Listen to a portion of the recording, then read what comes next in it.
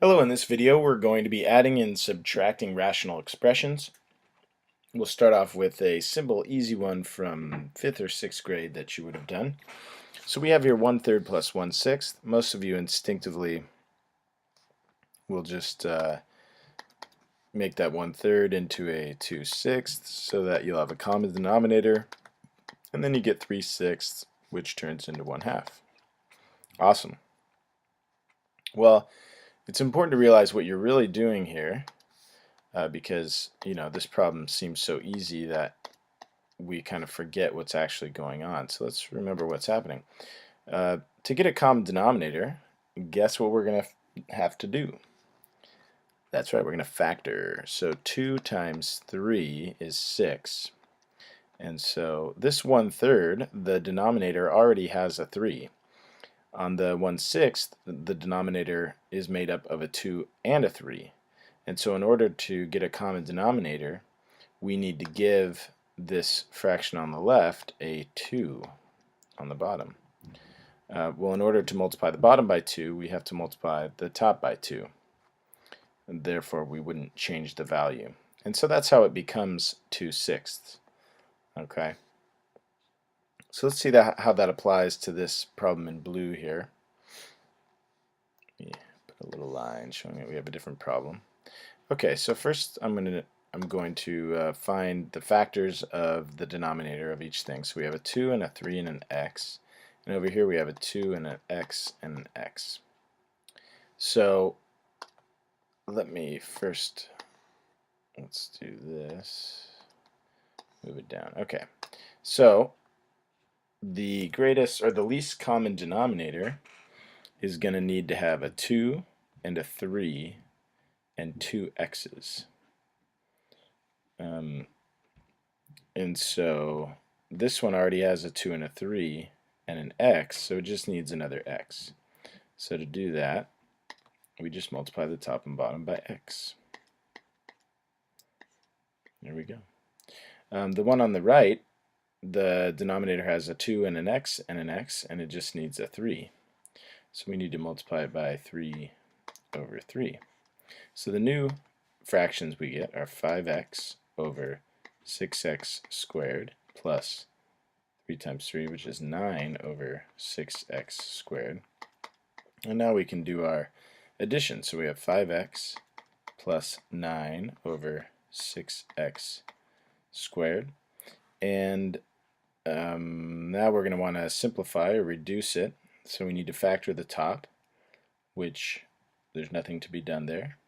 And so since there's no factors on top, the bottom would have to look like 5x plus 9, which it doesn't, so there's nothing more to be done. So the final answer is 5x plus 9 over 6x squared. Okay, so let's try it on subtraction. So here we have subtraction. We have 3/5 minus 1/3. Both the denominators are prime numbers, so when both denominators are prime, the smallest common denominator would just be to multiply them together. So let me clone that, bring it down here. I always like to keep the initial problem intact so we can always go back if we've made a mistake. So if I multiply this one by 3 over 3 and this one by 5 over 5, we end up with 9/15 minus 5/15. Now we can subtract, and again this can't be reduced because we have 2 and a 2 on top and a 3 and a 5 on the bottom. Okay, when subtracting fractions like this, it's pretty simple. There is a pitfall that happens when we subtract algebraic fractions, which hopefully we can find out in this case here. So first of all, let me bring a copy down here. Okay, so we can't factor the denominators of either fraction, and so in order to get a common denominator, it's just we multiply each one by the other. So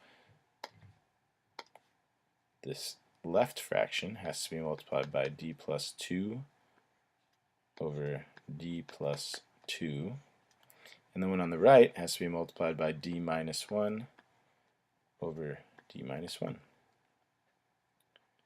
All right. So on the left, we're going to get 3d plus 6 over d plus 2 times d minus 1. It may be beneficial later on to multiply that out, but I don't think it will. So we'll figure that out later. So now we have this 2 times d minus 1. What we need to be careful of here, put a big star right here in your notes, put 2 stars, 3 stars, is when you are subtracting regular fractions, like over here on the left side, this 9 over 15 minus 5 over 15 actually ends up looking like 9 minus 5 over 15, and that's how you got the 4 over 15. So what we have to remember is this subtraction is actually going to subtract everything on the top right, everything on the top right. So it might be helpful, instead of showing 2 different fractions, to actually just extend this out and write minus 2 times d minus 1, because the bottom is going to remain the same. Okay, so we don't need to put that twice. The reason that's helpful is a lot of students have problems with that negative distributive property, or subtracting something that involves a distributive property. Okay, so this is going to end up as 3d plus 6 minus 2d, and here's where the issue comes up. It should be plus 2, because we have a negative 2 times a negative 1, so that should become positive, or plus. And then over d plus 2 times d minus 1. Now we need to simplify the top, or combine any like terms. So 3d minus 2d is just d, and then positive 6 plus 2 is 8, so d plus 8 over d plus 2 times d minus 1.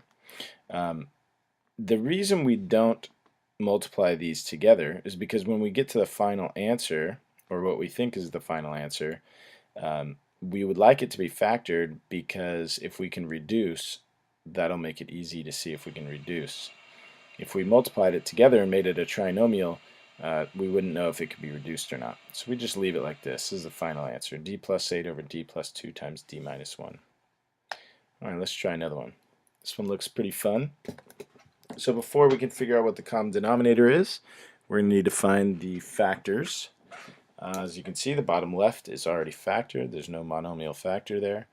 But the one on the bottom right, we can factor as n plus 3 times n plus 5.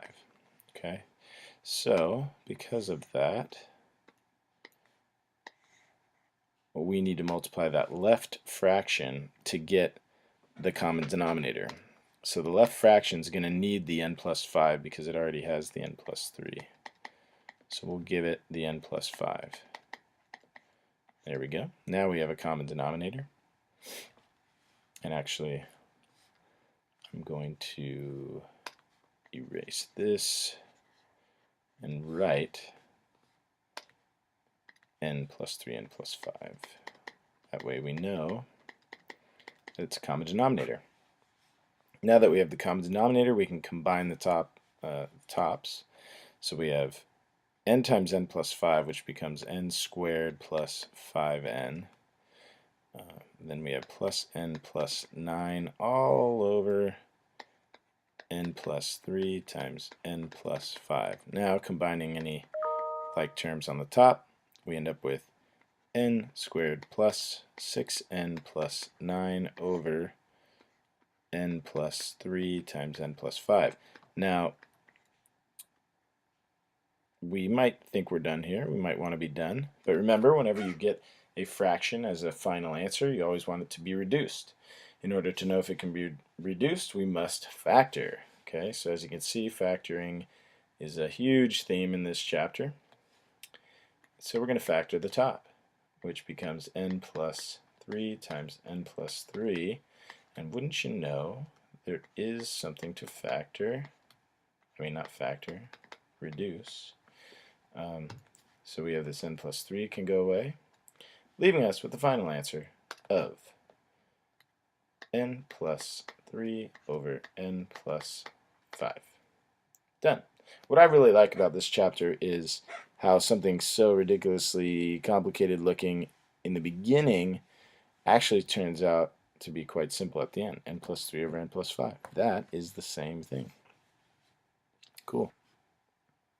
So instead of the form, because it would be too complicated to do it with typing, I'm going to have you try to simplify or subtract or add a couple problems.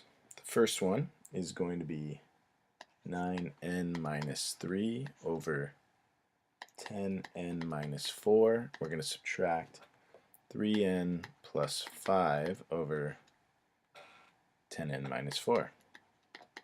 That's your first problem. Do that on paper, bring it to class tomorrow.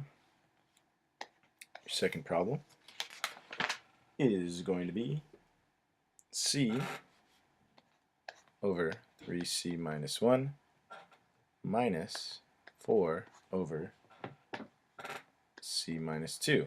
I do still want you to fill out the form with your name and any questions. Thanks for watching.